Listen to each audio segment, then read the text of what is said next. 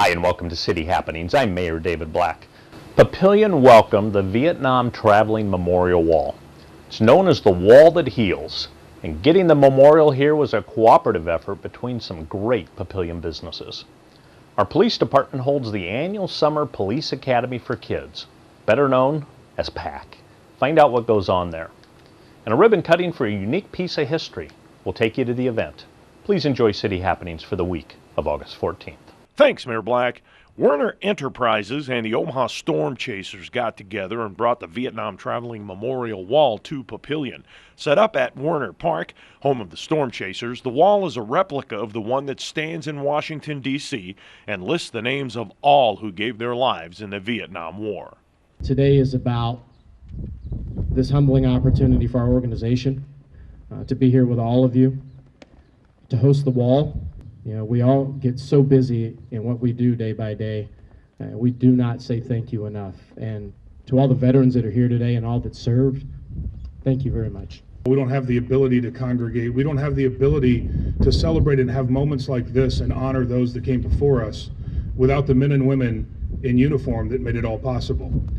You know, freedom isn't free, and they fight for it every day to give us the privilege to be able to do things like this today and to honor them and to show our respect back. And it's a pleasure that we have that opportunity to do that. Our nation hasn't always done the job we ought to have when it comes to recognizing our Vietnam veterans. A few months ago, I had the opportunity to be at the Lincoln Airport to greet some of the honor flights that brought back nearly 600 of our Vietnam veterans from D.C. I think I saw Bill Williams in the crowd. I imagine Yvonne is here as well. They organized those flights to say thank you. And I was joined by thousands of Nebraskans who came to welcome those Vietnam veterans home. And many of them remarked to me that when they had returned home from the Vietnam War, the only person that met them was their wife, or maybe nobody at all. And having thousands of Nebraskans there to greet them helped with the healing process, helped them feel that their sacrifices were important and that we were grateful. And that is why we gather, to honor and remember the sacrifices and courage that our Vietnam veterans displayed in the service of our country. So thank you on behalf of a grateful state and Nebraskans who are very patriotic. To all of our Vietnam veterans and their families, thank you. Thank you so much for what you have done for us. The City Police Department's Police Academy for Kids, known as PAC, has been around for more than 15 years. Despite the longevity, the police keep the program fresh and up to date.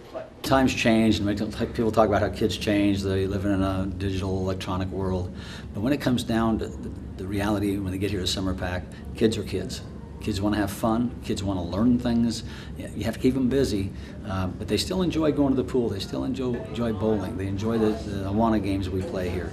Kids are still kids, and as long as we can keep bringing this experience to them, I think it helps them enjoy a childhood instead of having their nose in a cell phone or a tablet. Foster says that PAC's goal is giving youngsters an inside look at law enforcement. We bring our canine handler in, he brings the dog in, does a little drug sniff demo, answers a lot of questions. Kids love the dog. We bring in the Juvenile Justice Center. They come out and talk about what that kiddie jail, as the kids think of it, what it's really like. You know, they always have a lot of questions about, well, why do you get sent there, and what happens when you get sent there, and what's day-to-day like? And they get a little peek into what law enforcement's all about. And we're hoping that'll help guide them down the good path to become good citizens in the community. And by educating them about what we do, hopefully they get a little more appreciation, you know, for the job we have. Summer PAC can be a recruiting tool. You know, I think there's always that percentage of kids that want to be a police officer when they grow up, and I think this does one of two things. Either sets it even deeper, that need or that want to be a police officer, or they go, maybe I don't want to be a police officer. And both of those are good. You think you want to be a police officer until you get there and then find out it's not what you wanted. It's a lot harder than making a decision now at that 7th grade level or 8th grade level that, yeah, I want to focus my sights on something different. I don't really think this is probably me. So I think it works both ways. Foster points out that PAC programs will be needed in the future. When new things come up in law enforcement, we like to bring those in and introduce those as well.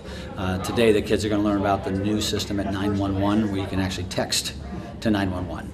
And the kids, you'll ask them where would be a situation you do that, and they're right away they can tell you, well, if there's somebody breaks in your house and you're hiding in the closet and you don't want to talk and make noise, you can send that text message instead, and that's the world our kids are growing up in, is that texting, that social media site. So again, as new technology comes available, we like that opportunity then to present that to them so they have a updated knowledge about what law enforcement is all about. A part of history was unveiled near the Solder House and Portal School in downtown, but it isn't what most people think about. It's an outhouse from the 1880s. This was sitting at the train station in Richfield. Really tied to the history of it, so I all of a sudden got on board and said this could be a really important project. Thank you. And so then I was a little nervous then when the application went into the city council, because then I was again waiting for, that's really a stupid idea. But they were all for it, and there was no questions that it was the right project.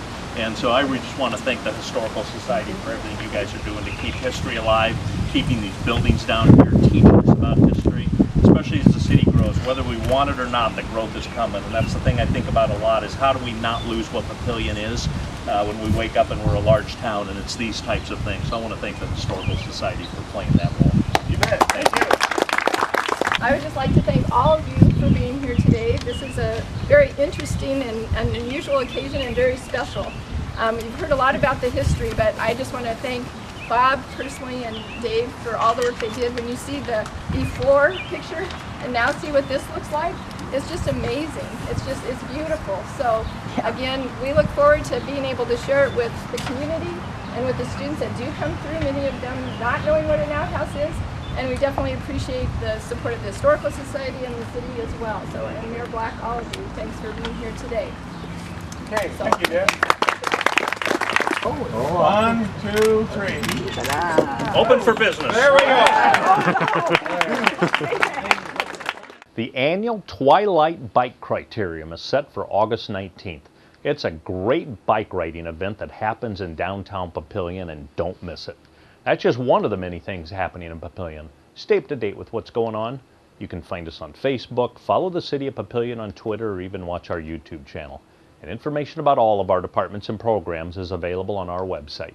For more about Papillion, go to www.papillion.org or just call the Mayor's Hotline at 402-827-1111. Thanks for watching.